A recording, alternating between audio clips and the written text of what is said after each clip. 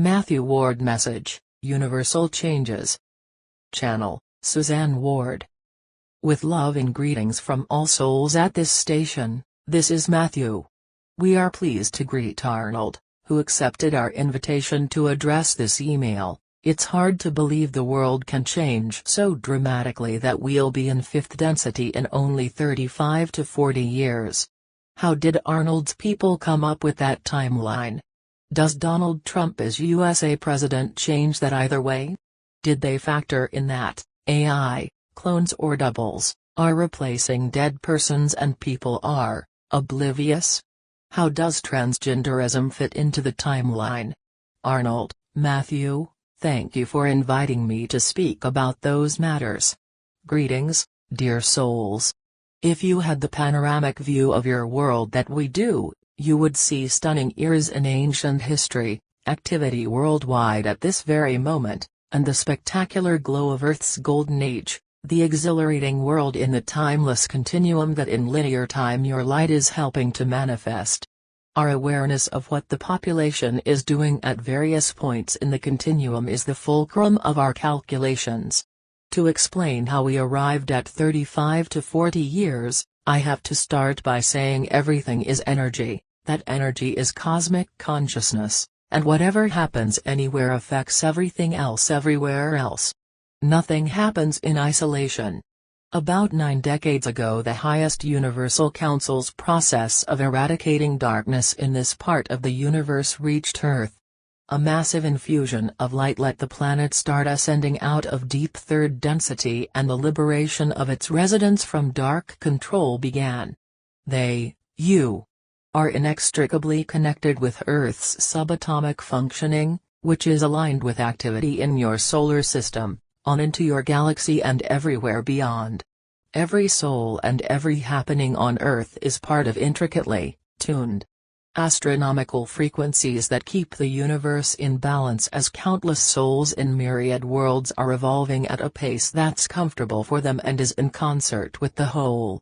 So, whatever timeline we would come up with had to be within universal parameters and Earth's civilization had to advance at a pace so they wouldn't miss this opportunity to ascend out of third density. Let me assure you, this opportunity will not be missed. Remember, dear ones, we see the planet and its residents flourishing in Earth's golden age. Now, back to today. Once the ball is rolling steadily, we can assess how long people will take to reach specific stages of development. Putting what we see in the timeless continuum into your calendar years is difficult, especially because your linear time concept is collapsing and your sensation of time passing faster and faster will keep speeding up. However, during the 2 years since we came up with 35 to 40 years, our estimates have been on the mark with people's increased consciousness. Before the ball can even twitch though, the light forces have to eliminate the last shred of darkness in your world so the slate is clean, so to say, and reconstruction, rejuvenation, restoration and reconciliation can get underway in earnest. Nothing substantial can be accomplished while foes of change, commonly called deep state, are causing suffering and chaos. We see their ability to do that eroding. One way they have controlled the civilization has been with mind-boggling fortunes. Because they no longer have liquidity to pay multi-million-dollar bribes, greedy individuals are leaving the game, and control of the global economy, which was adding billions to their coffers, is slipping out of their hands. They programmed the population to obey authorities and believe whatever is reported by major media. Their former airtight control of those areas also has seriously weakened. People no longer trust the authorities and they are in the news in ways they never thought could happen. Information that deep staters are desperate to keep hidden, that benevolent helpful extraterrestrial civilizations are present, is starting to come out. They want the public to believe that if ETs exist, they're monstrous creatures that invade and enslave. The erosion of dark influence and the emergence of truths, which reflect the light's progress not only on Earth but intergalactically, are important parts of our estimate. In the big picture, the importance of the USA presidential election is that the light won. the darkness that has long been in control of that country and from there, much of the rest of the world, was defeated by the high vibrations of light within the populace. It remains to be seen where and how President Trump and his administration direct their energy, but what I can tell you is, only endeavors based in light can be successful. As for doubles and AI, clones pretending to be certain persons, that kind of tomfoolery comes from dark hearts and minds and is well known in this universe. There was no need to factor it into our timeline because its heyday will come to an abrupt end whenever rising vibrations upset that stealthy apple cart. The sudden popularity of transgenderism among youngsters and young adults also comes from darkness, and it, too, is not unique to Earth. We can see the collective energy of that insidious indoctrination running out its course during the next few years as the number of interested individuals drops lower and lower. Mathew has spoken about the human-animal relationship in an evolving civilization, so you won't be surprised that this was primary in our considerations. Animals are intelligent and sensitive, and they have the same emotions and characteristics good people do.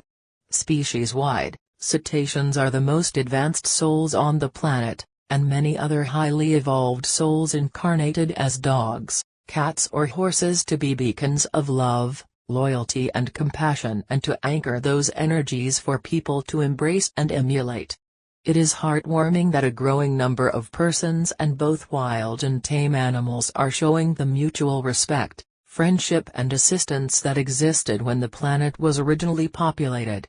Back then reverence was felt by every soul for all others and all communicated telepathically. That is a natural part of life in a fifth-density civilization. Animals have advanced as we anticipated, but the whole of humankind has not. We know just as you do, that many, many millions of animals who provide you with food live and die in unconscionable conditions. You don't need to stop eating meat, poultry and seafood to end their intolerable treatment. Comfortable lives and merciful deaths can be manifested by individual visualization, group focus in meditation and prayer, public rallies and concerts, major and social media promotion, short explanations in elementary school classrooms, involvement of influential leaders. And, if you are inspired to eat only vegetables, fruit and grains 1 or 2 days each week, that will be a health benefit as well as lessen the market for meat. I belabored the importance of animals in an evolving civilization because this needs attention, and now I'll move on to another factor in our calculations. Brutality wasn't the nature of any soul in the beginning of life in this universe, but after it penetrated, it spread like wildfire. Fighting that erupted in hamlets soon engulfed entire civilizations and interplanetary wars ensued. Earth became a universally respected schoolhouse for learning to overcome the low vibratory emotions that lead to violence. Souls from many 3D civilizations flocked to the planet, some of them time and time again, and the karmic merry-go-round kept going around and around. That purpose which Earth served so well during the long dark ages is over, and this was important in our considerations. Today's turmoil caused by deep-staters lashing out in fury because their control is at its end is on target with our timeline for balancing, and the importance of balancing can't be overstated. The lack of light during the merry-go-round era caused the planet's axis to wobble. During the eons the planet was trapped in deep third-density energy. The imbalance that caused its descent from fifth density to that level continued to increase. Eventually the orbit was so out of kilter that only an inpouring of light saved Earth from flying out into space and certain destruction. The light beamed by highly evolved worlds was the feminine energy that was needed to start balancing the masculine energy that had been dominant during the long reign of darkness. I'm not demeaning masculine energy or exalting feminine. Both have strengths and desirable qualities, but for a civilization to thrive, the two energies must be in balance. Ever since that infusion of light, Earth has been slowly moving into balance despite the formidable darkness that was keeping her humankind unbalanced, unenlightened and uncivil. You folks who are so dear to me and my people went to help Earth's human residents awaken so they could grow spiritually and consciously and become balanced. You have been extraordinarily successful in your Wake Up, Earthlings mission. One example is people using the law of attraction to their benefit. They're changing thoughts about what they don't want to what they do want, a peaceful world where their children are safe, education and prosperity for everyone, a healthy planet and honest trustworthy leaders. The energy of those thoughts will attract individuals with wisdom, knowledge and integrity to positions with the power to lead the population toward their collective desires for their world. Individuals who are afraid to leave what is familiar will resist differences, so changes will start slowly, gradually pick up speed during trial and error zigzagging, then accelerate like buds bursting into full bloom. We can see those stages unfold and Mother Nature taking charge of weather. Climate change, an item on Deep State's extensive agenda for world domination, isn't natural. Deep Staters use weather warfare technology to instigate ferocious storms, flooding, record-setting temperatures, wildfires, wind velocity, earthquakes and volcanic eruptions, then claim the death and devastation is caused by the events they engineered and convinced folks it's a planetary crisis. We can see authentic science pulling that fallacy apart at the seams and the release of suppressed technologies that will benefit the population.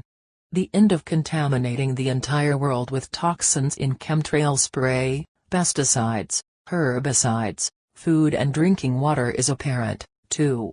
So are the processes of artificial intelligence transitioning into benevolent use only, the cleaning up of rivers and oceans, and the use of free energy.